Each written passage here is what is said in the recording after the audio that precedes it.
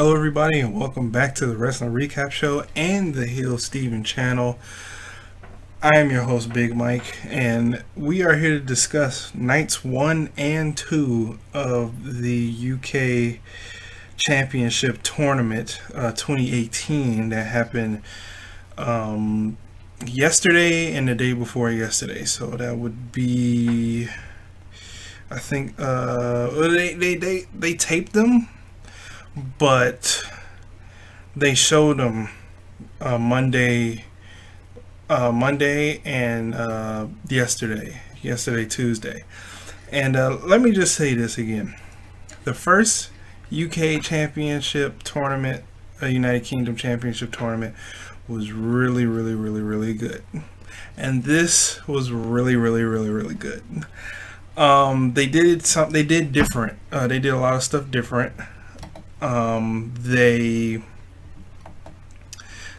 held the first round, the whole first round, at the Download Festival, which they normally just do NXT house shows, and they just did the first round there, and then they did the 8 and 4 and then final in Royal Albert Hall, which is a beautiful venue.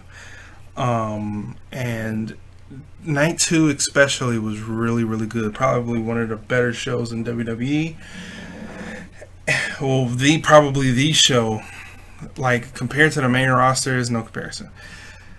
Like, the UK Championship tournament is like better than almost any main roster pay-per-view this year, including WrestleMania.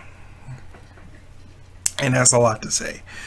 But, you know, getting to know new wrestlers, getting to know, you know, how these guys work and their personalities and stuff like that is always a good joy in the sport of professional wrestling. And it's sort of why I like wrestling. It's no matter what era, age, year and stuff, there's always going to be somebody new. There's always going to be a new face. There's always going to be somebody who you think might have it. And, you know, that's what this tournament brought us. It brought us a lot of things that we probably have not known. It's a lot of unknown that we don't know about most of these guys, like a Joe Coffey or a Zach Gibson or Travis Banks or a Dave Mastiff or a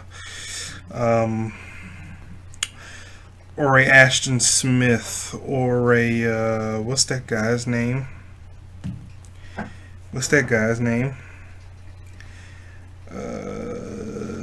Flash Morgan Webster.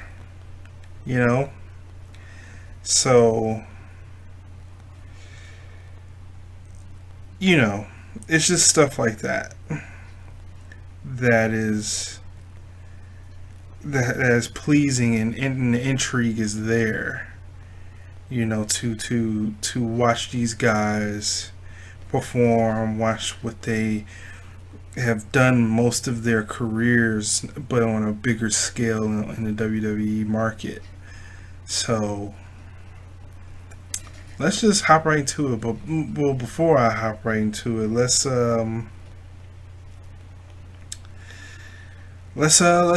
plug some stuff. Subscribe to the channel if you guys are new. Heel Steven's channel and my channel, and people from Heel Steven, don't be afraid to subscribe to my channel. Come over and subscribe to my channel. The support is always welcome. Hit the thumbs up button on both videos, because this video will be going on his channel and my channel as well. And comment, tell me what you guys thought about the tournament. If you have watched it, it is a must watch. Both nights, it is a must watch. And share the video where you share things, and let's get on with it. We first started the night with Zach Gibson versus Jack Gallagher, Gentleman Jack Gallagher. And this match starts out, you know, Gallagher had both the height and weight disadvantage in this one, but the technical marvel never seems to look like the underdog because of his mat wrestling ability and unique offense. Despite being a heel on 205 Live, Gallagher becomes the babyface in this match against Gibson, refusing to shake his hand at the beginning of the bout. Showing disrespect to gentleman Jack Gallagher, saw how the crowd was reacting, playing it up perfectively. The first several minutes of the match was demonstrated in British Strong Style and mat-based grappling, but Gallagher eventually picks up the pace, makes things more exciting for the crazy crowd. That the crowd just alone. Let's just talk about the UK crowd. Just alone. This crowd, I always like the UK crowd. The UK crowd, when given something to care about, this crowd will make a dull show the best if they want to. But an exciting show that you want to see, they will make it 14 billion times better. And the fact that we got Mauro Ranallo and Nigel McGuinness on commentary, two-man commentary, great stuff. Zach Gibson wins this match with the I forget the name of his finisher, but he wins his submission finisher. And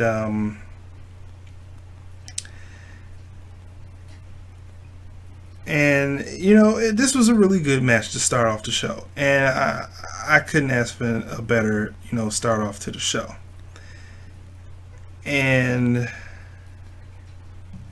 we move on to the next match. Joe Coffey versus Dave Mastiff. Dave Mastiff is a massive human being. This dude is huge. This dude is mega huge. Mega huge. This dude is huge. The Joe Coffey, who I took a liking to because I like his look, I like his presentation, I like the way he carries himself. And he has a brother. I think his name is Mark Coffey, something like that. And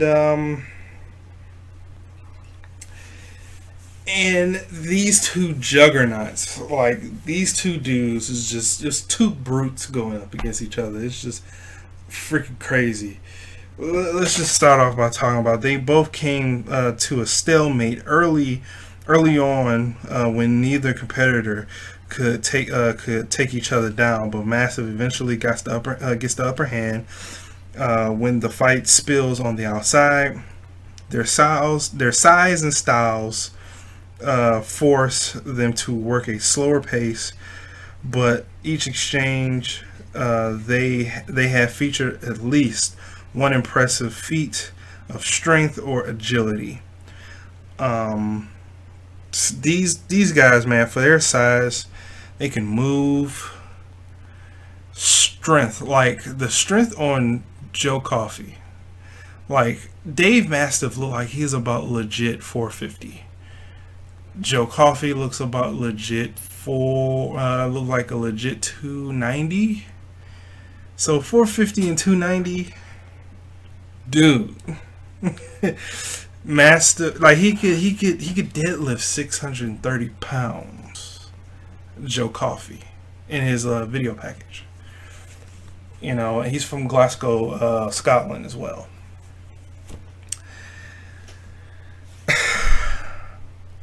These two dudes just, like, this was one of my favorite matches because I took a liking to Joe Coffey. This was like last year with Pete Dunne. I took a liking to Pete Dunne because of his look, the way he carried himself, just the snarless, the most, you know, he looked sort of biggity, you know, towards the other, you know, he just looked very, you know, raw, rugged, but also dapper at the same time. He looked diabolical. Joe Coffey had his way with words. He was strong. He's a brute. You know, he believes in a certain set of ways to keep himself focused. that's what I like out of a character. You pretty much don't know much about Zach Gibson unless you watch the first round from the Download Festival, which I did not, which is on WWE's YouTube channel, the whole hour and 20 minutes of it. But let's get back to it. Coffee picked up the victory in a solid beating he took at the hands of Mastiff like a pro. He may not have gotten a video package like Mastiff. Mastiff got a video package as well, but Coffee got a video package too. But he cut a promo with Kathy Kelly at the end of the match, and he cut a really good promo. He can talk, he can spit, he's a good man with words. And you know, he said he's here to win, and by any means necessary, he's going to take the title off of Pete Dunne, and at all costs, you know, he'll do anything to win. And it won't be fun for pretty much anybody who steps in his way that tries to stop him.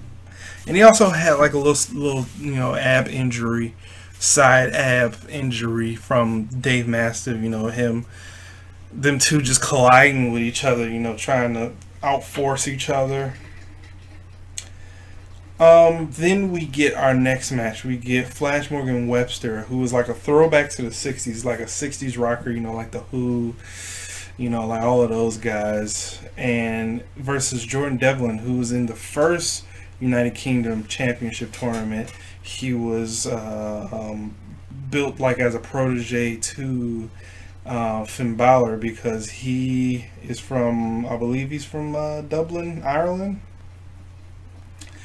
And you know, and Flash Morgan Webster, this dude's like a flashy, flamboyant, you know, comes out with the stripes, striped pants, like an Evel Knievel helmet with a bullseye on it, you know, a big coat, you know, looking very rebellish, but you know, very out there type of character.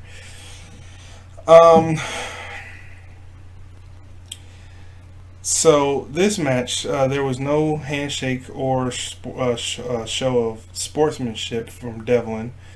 In fact, he pie-faced Webster when he got into the ring to establish himself as the heel.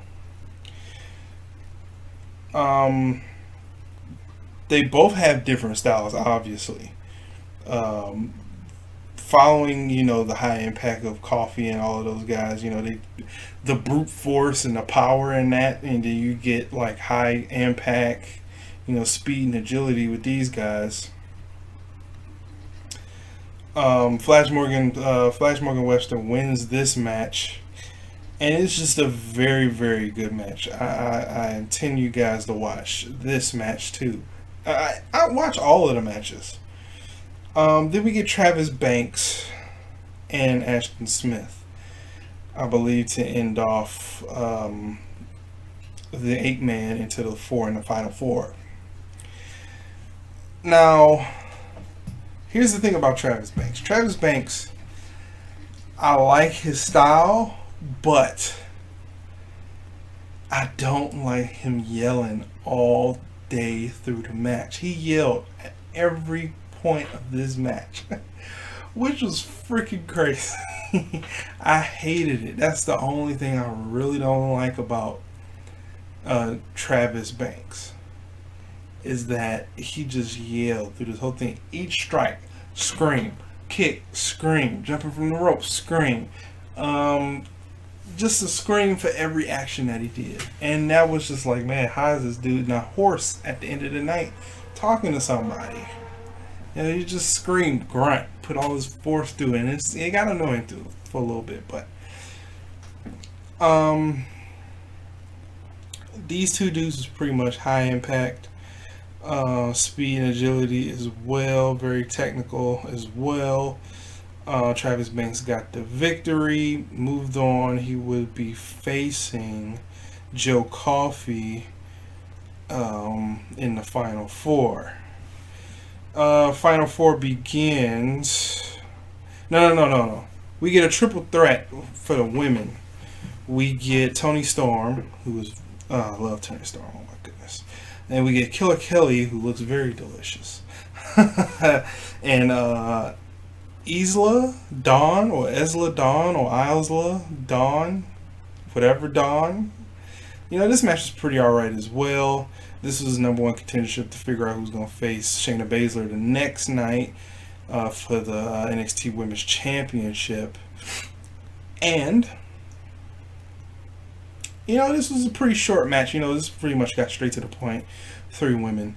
And Toni Storm wins because, you know, she's pretty much going to be the face of that division once the NXT UK brand gets squared away. Then we kick off our final 4. We get Flash Morgan Webster versus Zach Gibson. This puts Webster into a wait a minute, hold on. The match starts with a friendly handshake, but Gibson refused to let go, proving that he was the stronger of the two. This puts Webster into a rage as he unloaded with a larger opponent with kicks and punches to start the match. Yeah, this match started off very, very, very, very fast. However, Gibson eventually uses his size and advantage to take control. His power is on full display when he catches Webster in the middle of the ring with a suicide dive. So he could suplex him on the entrance ramp. As soon as the Modfather crawled back into the ring, Gibson locked on the modified hammerlock, and he used in the first match to advance to the finals. Right. So pretty much Zach Gibson is a mat grappler, tactician with size, you know, height, weight. You know, he can you know, fall back for a little bit and still, you know, get the advantage towards the end of the match by wearing his opponent out, because there's so much of it and there's a lot to break down. So that's the reason why the Modfather, Flash Morgan Webster, did not win this match. Then we get Joe Coffey versus Travis Banks. This was a pretty much hard-hitting match. Coffey and Banks showed their respects, each with a handshake before the bell. They started with some takedowns and some counters, but didn't take them long to start unloading on each other. Both guys worked as baby faces, so the crowd never had an excuse to boo. This led to a few moments of awkward silence between the bigger spots in the match. Coffey threw caution into the wind with a springboard crossbody at the point, but it failed because he had the ribs that was messed up from the previous match. But it failed to hit the mark, and Banks took advantage of that with the roll-up win. This match was pretty much fast-paced. It was faster paced than his previous match and both of their previous matches. And then I set for Banks and Coffey. That's set for Banks and Gibson for the finals. But Coffey was so angry with himself, he attacked Banks after the match, drove his shoulder into the post out of frustration.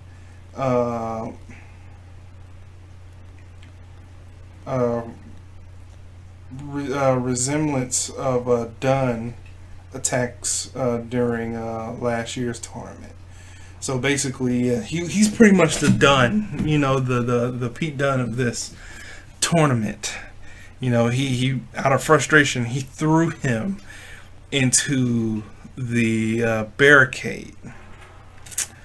Into the post. Excuse me. He threw him into the post, and you know, out of frustration. And then we would soon see in the second night what he would be doing. And later in the night, we got Triple H coming out and introducing, what's the guy's name? Introducing, his name is, I believe his name is Johnny Saint. Is it Johnny Saint? I don't wanna, you know, butcher the guy's name. He's the new GM. I hope it's Johnny Saint. Please say it's Johnny Saint.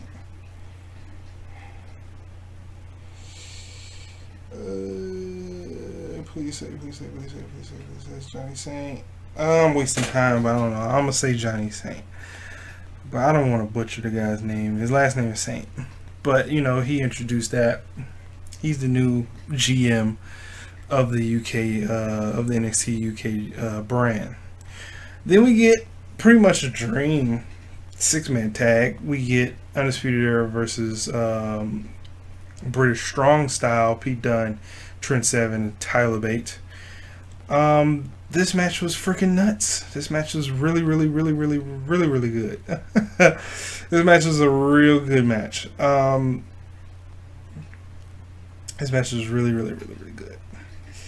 The crowd was more vocal during this match. Anything we have seen in an actual tournament taking place on the same show, but that was this is likely because of the popularity of the 6 competitors having gained since signing with WWE. Dunne has worked most of his WWE matches as a heel, but fell into a babyface role easily thanks to the pair of Mustache Mountain, Bate, and Seven. Roderick Strong meshes well with Adam Cole and Kyle O'Reilly since joining Undisputed Era. Their chemistry was on full display during this match. Double and triple team moves.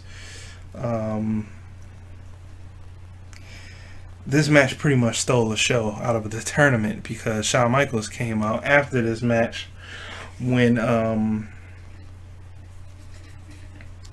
I believe Mustache Mountain won. Yeah, I believe Mustache Mountain won this match, if I'm correct. Let's see. I believe Mustache Mountain won this match.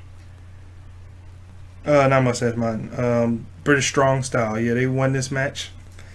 British Strong Style won this match, and Shawn Michaels came out to talk, just basically talk about his time in Royal Albert Hall, you know, being the first match in 1991 that the WWE took place in, and just introduce the finals, which was Travis Banks and Zach Gibson. This was a freaking brutal, you know, sort of beating between both guys. Travis Banks selling the shoulder, and that's pretty much what Zach Gibson just pounced on. He pounced on that, and the rest is history. Zach Gibson wins with his finishing move, his submission, which gains him the #1 contendership to Pete Dunne's UK Championship that he's held over a year. And this was really good. This was a nice way to end off the tournament. Then we end off and we get to night 2, which is the better of the 2 shows, because we get like a mini takeover in UK. Believe it or not, this was that good. We get, you know, this was spoiled, you know, Undisputed Era, Mustache Mountain, you know, winning the tag team titles. This was spoiled by WWE weeks ago. And this match was pretty good as well. Really good. Tyler Bate and Trent Seven received the kind of reception that you expect in England. The Undisputed Era equally amount of heat. The match had a lot of physicality you could hope for from 4 guys, outstanding competitors. Seven may not have the biggest, may have not been the biggest competitor in the ring, but his pace in smaller partner opponents to start to finish. Bate was exceptionally excited once he got in on the roll. His wrestling IQ is much higher than it should be for a man of his age. He's only like 21. I think he's only 21. Yeah, I think he's 21 going on 22.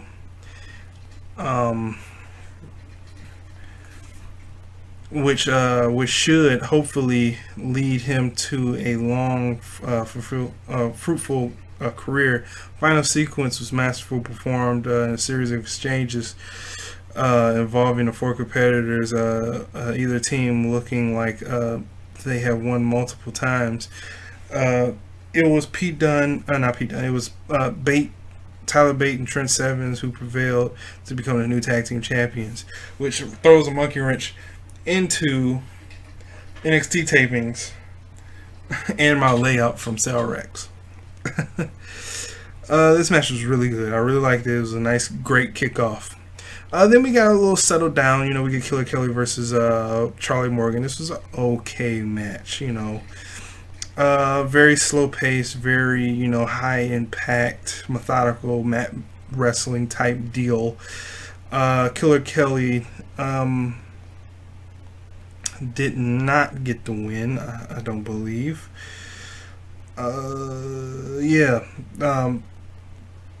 Charlie Morgan got the win with a roll up, and we move on from that.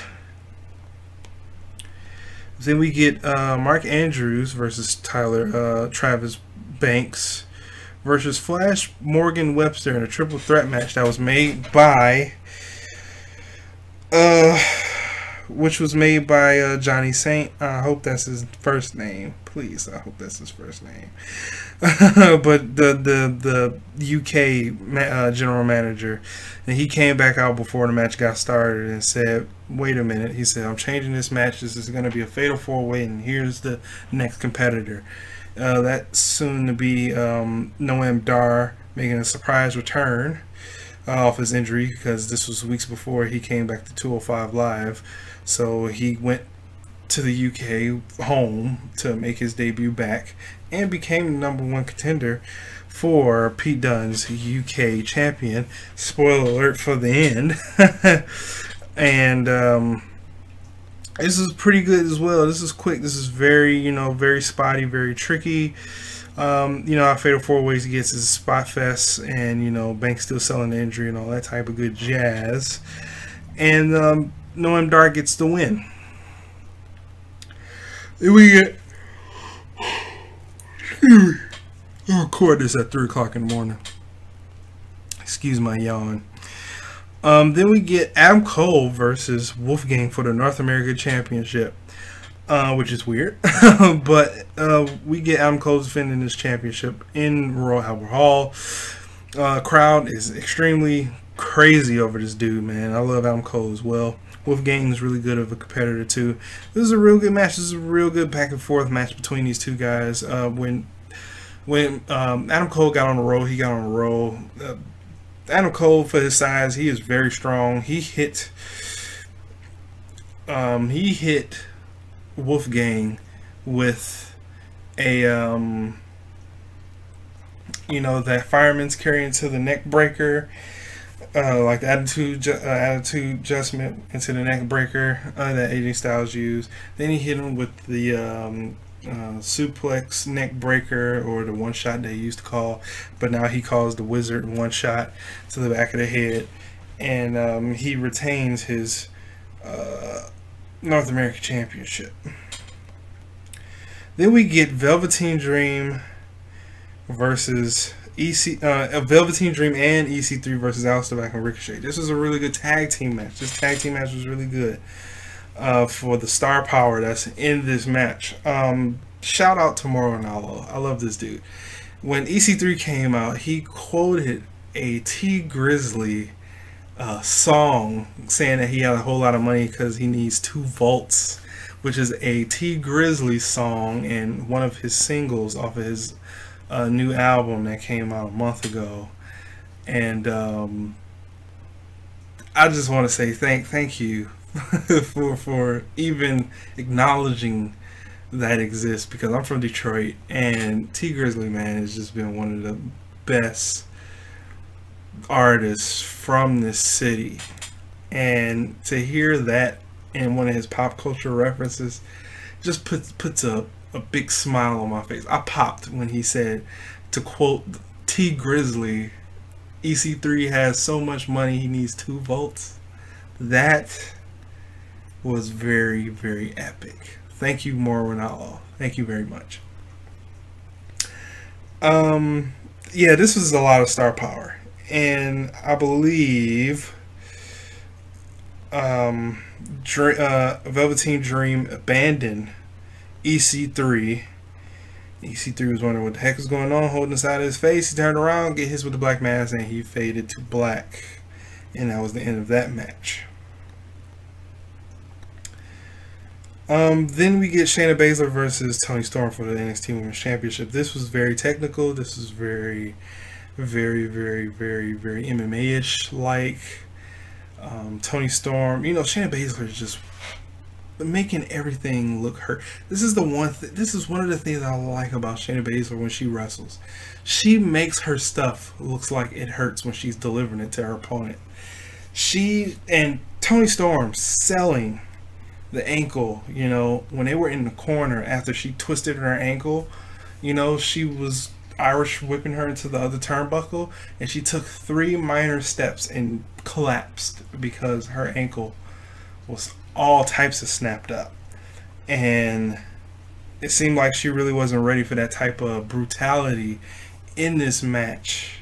But she toughed it out for a little while. They fight, you know, she gets to come back, and then she's finding her way outside. They both find their way outside.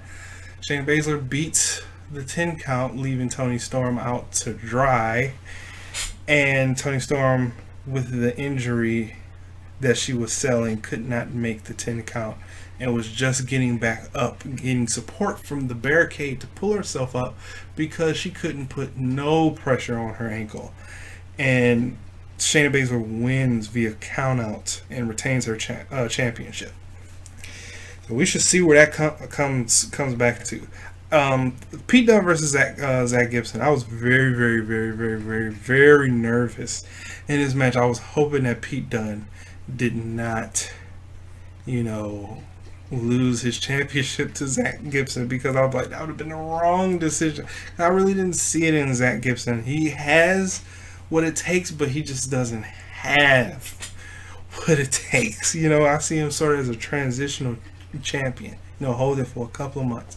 This man has held it down for a year after taking it off of Tyler Bate for that little time that he had it. And this match was brutal. This match was brutal. Both guys, you know, Pete Dunne, you know, had the early advantage, showing why he's the champion, being the aggressor, you know, manipulating the joints, and, you know, just sort of telling in a mat wrestling conversation to Zach Gibson, I'm the alpha dog in this whole deal. That's why I'm the champion. And, you know, Zach Gibson got that, you know, premonition, and he comes back with his stuff, and, you know, they just go back and forth from there. A lot of false finishes when I thought this match was over, and you know, that leads to Pete Dunne getting, you know, the comeback. He hits 2 bitter ends. And the first bitter end, when Zach Gibson kicked out, I was like, oh no, they're going to give him the title. They're going to give him the title. Because you don't kick out of a bitter end. There's only one person that's kicked out of a bitter end, and I believe that was Tyler Bate. You know, in between of a match. It might have been somebody else too, but Tyler Bate, that was because that was one of the best matches at TakeOver Chicago 1. It was the best match at that show. And probably the best match that year that happened. I believe that was in 2016. Yeah. So Dunne finally gets the joints and hands and extremities of Zach Gibson, and he breaks them, breaks the fingers, hits him with the bitter end for the second time. 1, 2, 3. Retains. Triple H, Johnny Saint, the rest of the UK division comes out to celebrate. Triple H gives a great post-show promo, saying this is why we do this, you know, this is the next chapter in UK wrestling and its rich history, and this is why we are NXT, and it fades to black. And that was the UK Championship Tournament 2018. This was a very good 2 days of wrestling from the UK and from Royal Albert Hall, which is a beautiful, I must say this again, this was a beautiful venue. Just the inside looked marvelous. It looked like an arena from here, a bowl arena from here, but more elegant. It just looked very elegant and vintage. It looked like a lot of spectacular and great moments and historic moments happened there. So that's the ambiance, you know, the allure of it. Just looks good. And that was pretty much the show. If I was to give this show, you know, out of 10, I would give this show an 8.9 out of 10. Very good 2 days of wrestling. I would highly recommend you guys go watch these two. If you did watch these two, tell me what you guys thought about in the description. I mean, not in the description, in the comments down below. Follow everything in the description. Like the video if you liked it. Share the video where you share things. Subscribe to the channel, to my channel and Steven's channel. And just have a good time watching this. I will see you guys later today for NXT. And that should be fun too. Alright, I'm gonna go get some sleep. Peace.